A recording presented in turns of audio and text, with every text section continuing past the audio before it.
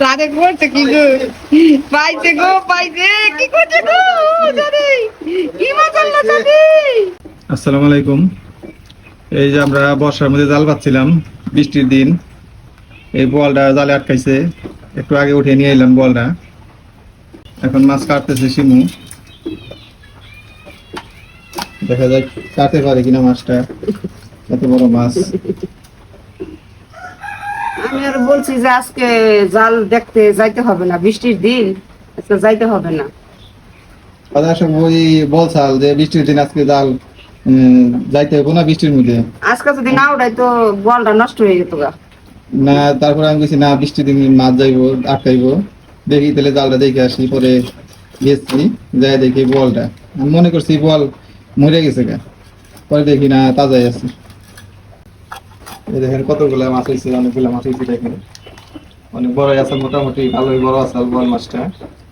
অনেক খুশি বোয়াল মাছ পাইয়া। আমার অনেক মানে এত খুশি হয়েছি যে বলার বাহিরে, মাছটা দেখে অনেক সুন্দর বোয়াল। এখন এই মাছগুলা বিরন করবো। এবার দেখি সে কি রান্না করতেছে, বোয়াল রান্না করতেছে বলছিলাম, বিরন। এই বিরন বোয়াল এখানে আছে। এবার কি রান্না করতেছো?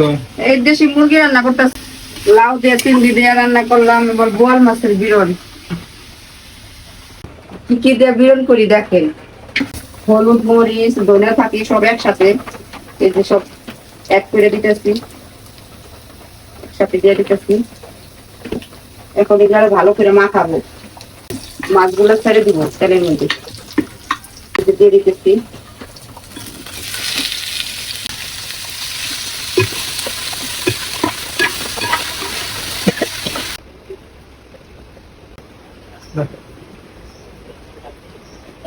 বোয়াল মাছ কেমন লাগে?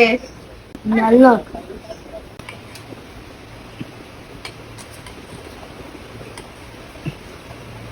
বোয়াল মাছের বিরন দিয়া ভাত খাইতেছে,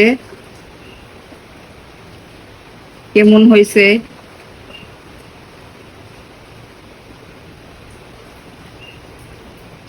কেমন হয়েছে?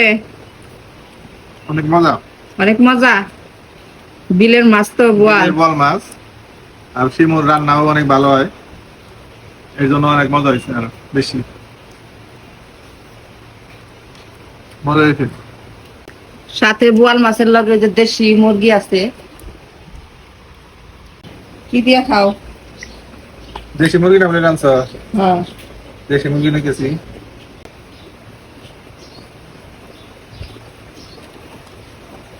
কেমন হয়েছে দেশি মুরগি? দেশি মুরগি ভালো হয়েছে, দেশি মুরগি ভালো হয়েছে। অনেক মজা হয়েছে। আর ভিডিওটি ভালো লাগলে অবশ্যই লাইক কমেন্ট শেয়ার করবেন, কৃপণতা করবেন না, আমাদের পাশে থাকেন দয়া করে, আমাদের সাপোর্ট করেন। ধন্যবাদ সবাইকে। আসসালামু আলাইকুম।